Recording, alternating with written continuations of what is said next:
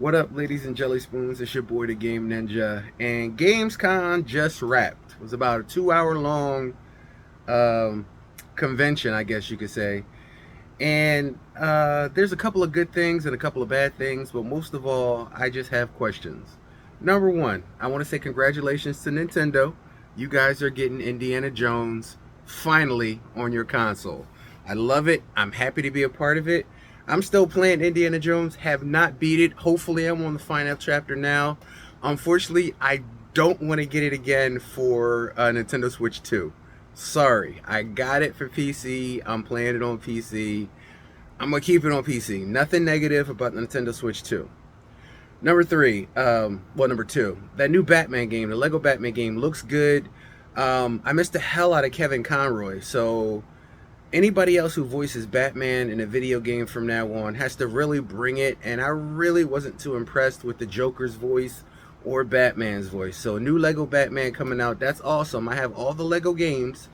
Lego Star Wars, the Skywalker saga, I think is like the biggest one I have. That one encompasses like the whole Star Wars universe. Absolutely amazing. I loved it. There were a few games here and there. Most of the time it was anime, and they literally had a whole portion where they did a musical ensemble. I went to the bathroom on that time and just, showed you how important that was to me. But the big deal was Resident Evil 9. I can't show you too much of the trailer because I don't know if the embargo dropped just yet. But you can find the trailer, the Gamescom trailer, on YouTube now. My question for Resident Evil 9 is, I've been through Resident Evil, all the Resident Evils. Matter of fact, as of late, I found every updated version of every Resident Evil. 0, 1, 2, 3, 4, 5, 6, 7, 8. The side ones, Revelations 1, Revelations 2, the weird off-putting games that are like PlayStation 2 and everything else. Like I've gotten all Resident Evil 0. I've gotten all the Resident Evil. It's hard to say. Got all the Resident Evils. But with 9, I saw the Ashcroft at the beginning, and I'm assuming we're going back to Raccoon City. And I know this is Leon's end of his main story, which is weird. Leon or Chris? I think it's Leon or Chris. One of them is the end of their main story. But my question is, what about Ethan Winter's heritage in 8? We learned about Rose. We know Ethan's story has ended, but Rose is still alive and she has powers. I even played the Rose DLC. Are we just not gonna go from that anymore? Look, I don't have nothing wrong with Resident Evil going left and right. There's a bunch of different Resident Evils that aren't cohesive, that go here, there, and yonder. So 5 and 6 go together, I'm straight. 2 and 3 go together. 4, highest. I don't know what the whole... That was weird. We went into what was it, 6 with Mia, and Mia stayed in for 7, and the whole family with the mold and the ash, and you got a pretty mouth, boy, all that. We went into that, and I was still with that. And then 8, we found out Ethan had not lived through that endeavor, and he was made of mold too, which is why he poured drizzled shit all on his hands, and he didn't die during the gameplay, which I think... There were so many times that I died, you are dead. It shouldn't have happened if I'm already dead. If Ethan is already dead and he can survive his heart being ripped out by Miranda, there's no way our game should have ever ended. Like, it should have went to black and then you saw the eyes blink and then you just come back up again. But I guess that was giving away the end. But at the end, we saw Ethan die. We know that's the end of his story. And then Rose. Rose grew up and we did the little Rose missions. But 9 just, it seems like there was no mention of the Rose storyline at all. And don't get me wrong, it's Resident Evil. I'm still gonna play it. I'm still gonna have fun. It just made me really think, Resident Evil as a franchise, probably one of the only franchises in existence that never went to microtransactions, never veered away too far from the gore and the thing that made Resident Evil absolutely amazing. The hard-ass puzzles, the weird-ass creatures. Resident Evil has stayed the course throughout the years, throughout 30 years. They even went back and reinvented themselves with the 2 remake. There was an HD remake for 1. 0 has an HD remake. There's a 3 remake that just came out not too long ago. 4, Resident Evil 4, very big game, Resident Evil remake. It took me forever to play through that storyline. Awesome game, awesome game. 5, we don't know if they're going to remake 5, but 5 can stand on its own. If none of you know what Resident Evil 5 is, that's the one where they're in Africa and the whole Wesker thing. Look, if you didn't understand 5, you probably wouldn't understand 6. 5 and 6 go together. Although in 6, I chose to play Ada Wong's storyline more than anything. 2 Wongs don't make a right. Ada Wong. Come on, guys, I'm trying. Anyway, if you look back there on the wall, you see Resident Evil 6 collection right there. So Resident Evil 6 had an updated version of it. They never really remade 5 or 6. 7 was an all-new game. We all know about 7. 7 is with the family. You got a pretty mouth, boy. Invited to dinner. Mia basically cutting off your hand and destroying you, Ethan. What is with Ethan's hands? Can I say that? Like, in Village, there was Ethan's hand got bit off by a werewolf. Like, can Ethan stop losing appendages? That really disturbed me. But anyway, 7 and 8, the 8 being the Village, they went together perfectly, cohesive storyline. 9 seems like after every 2 Resident Evils that are connected, they jump onto something new. Now, I have no doubt that Resident Evil will make a Resident Evil 10. RE10 just rolls off the tongue with no problem. What it's going to be, I don't know, but the visuals for 9 look really astonishing. They gave you a little trailer, mother and daughter, apparently. Lights get shut off in the house. They go through some kind of storming of their residence. Butler gets bag over the face. It's a pretty ghoul trailer. And if you watch the full trailer, there is some gore and there's some violence and blood because this is Resident Evil. And no matter where you are, Resident Evil got some blood going down. So Gamescom to me has become lesser and lesser every year they do it. I really expected Nintendo Switch to be represented more now that the 2 had just recently come out, but maybe it came out so recent that Gamescom had nothing to really say about it. And then big thing is they didn't announce that the new Resident Evil was going to come out for Nintendo Switch 2. Now we know Nintendo Switch 2 can handle it, and there are tons of Resident Evils on the Nintendo Switch, including the Revelations. Some of them are cloud, but you don't need to do cloud-based now with the Nintendo Switch 2 hardware and software. But they didn't announce it, and I was expecting to see at least an announcement or at least a label that coming to Nintendo Switch 2, but they didn't say anything, which goes to show me that a lot of game manufacturers and makers still don't believe the 2 is powerful enough to handle next-gen games. Though WWE 2K, Madden 26, Street Fighter 6, Cyberpunk 2077, all these games prove it to the contrary. Not only can Nintendo Switch 2 handle next-gen gaming, it can handle it with ease. So the fact that some of these game makers aren't still looking to go to Switch, it kind of bothers me a little bit, but it is what it is at the end of the day. But they're going to end up dying on that hill because people are going to end up choosing their own platform of choice or what they already have, and they're going to buy games for that platform since PlayStation and Xbox are sharing games back and forth with each other. Like, I think right now, the Call of Duty franchise should already been announced coming to the Nintendo Switch 2. We know it's going to make it there. You should have announced it. Halo should have been put on Nintendo Switch by now. Like, even the Reach collection. Like, there's so many things that are not being talked out that they're stretching out in the industry because they feel as though they have nothing. And maybe that is true. Maybe they don't have nothing. Maybe they have nothing. They're at the table and they're trying to bluff all of us, but they have nothing. Which is kind of scary because the new Metroid Prime game still doesn't have a release date, and we only have a few months left in a year.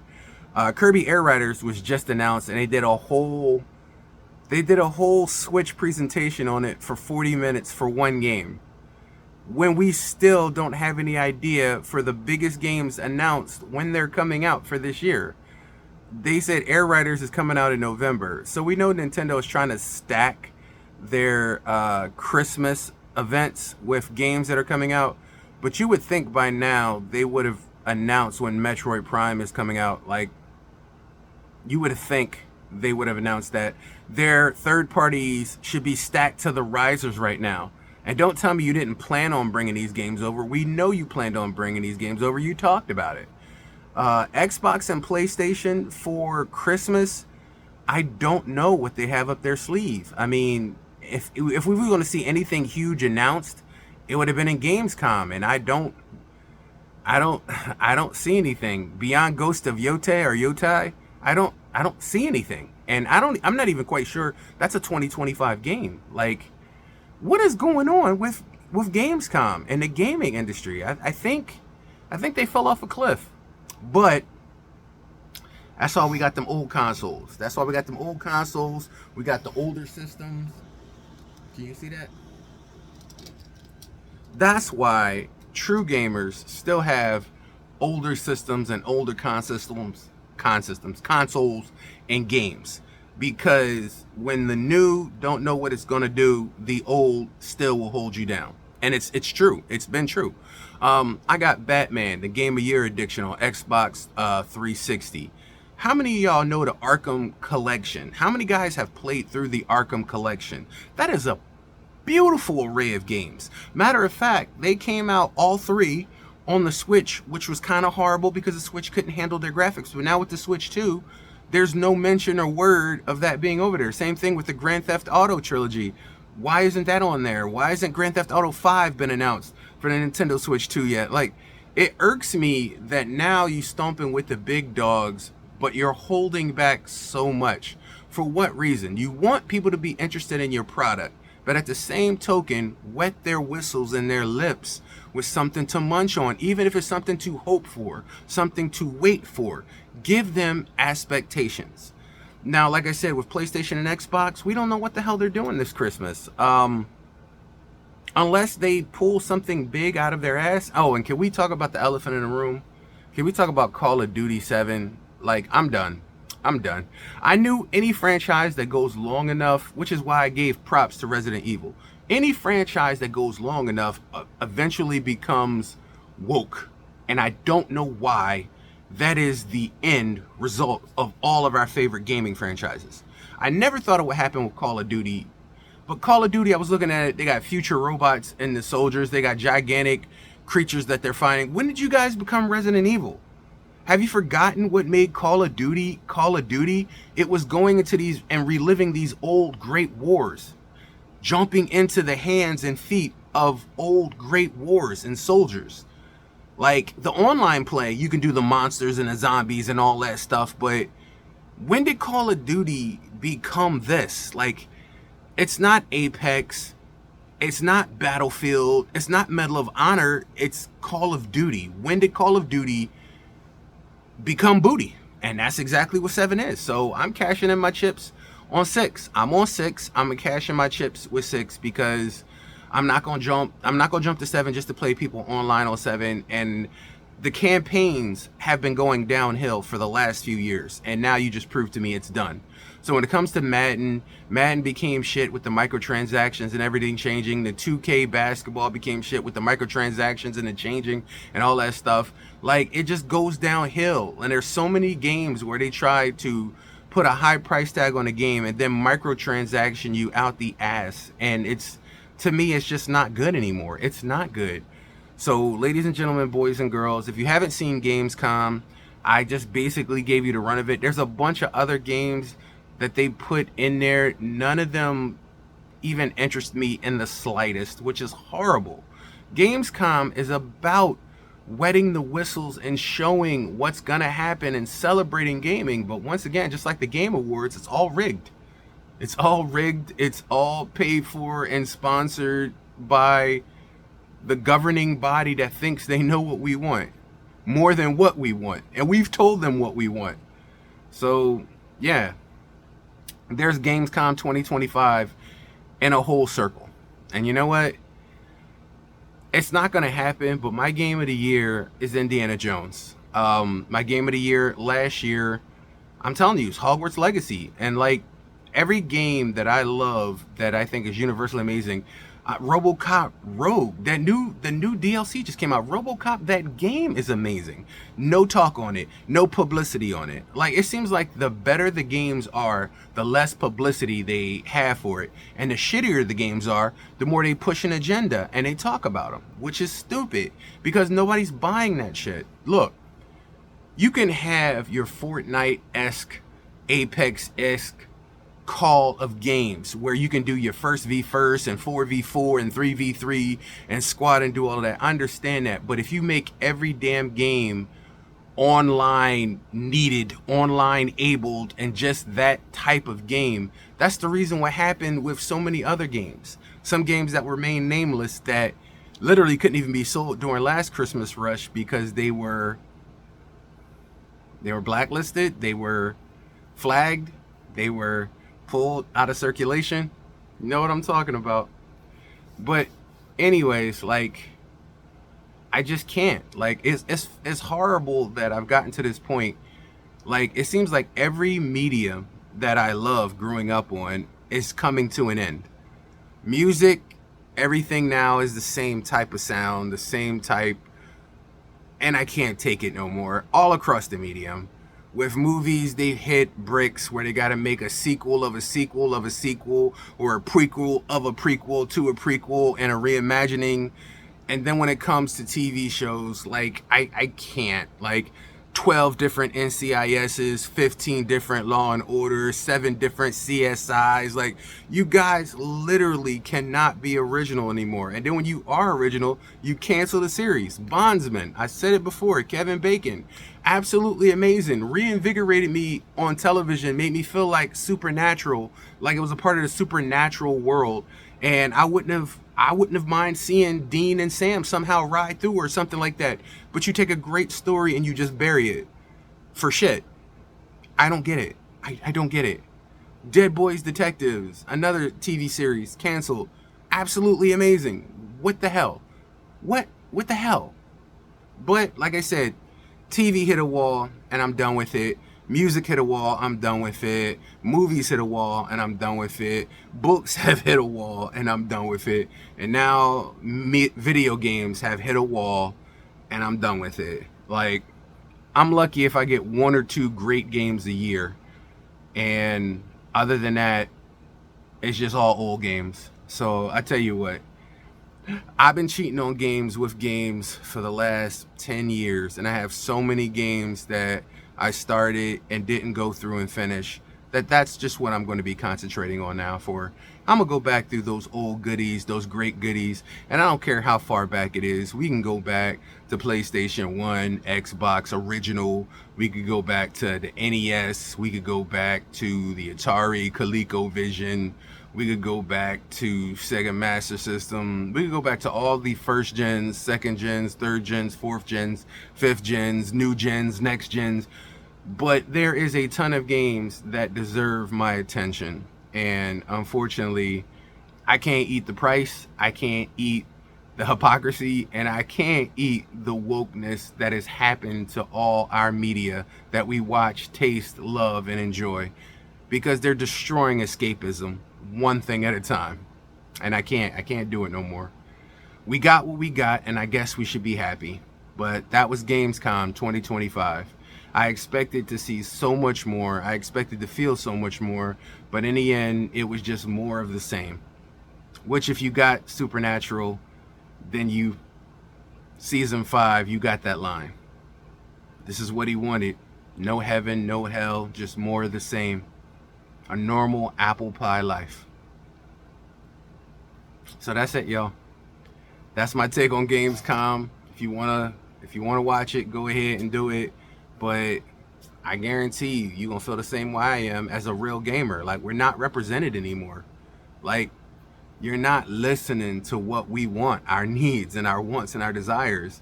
That day of gaming is over. Like, we have to lead we have to lead the army from here. We have to.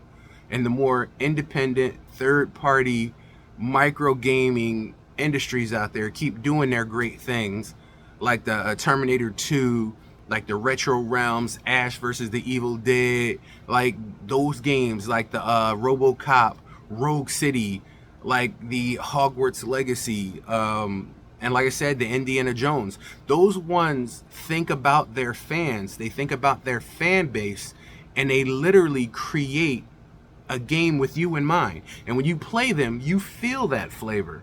That's not happening anymore on the big game medium. Not no more. It's not happening. So the reason why I talk and play these games is to let you know what these games are. They're fan service for you. And I think we need more of that in the industry, but they seem to be hard pressed to give us as less of that as possible. That's prevalent with Call of Duty 7. How long was Call of Duty 6 out? What was the year difference between Call of Duty 5 and 6? Like, you're so preoccupied with whether or not you should, you didn't stop to think. No, you're so preoccupied with whether or not you could, you didn't stop to think if you should. And that's the problem. So Gamescom is over. Were you happy? I wasn't. I'll see you guys later. Stay tuned to the gameplay.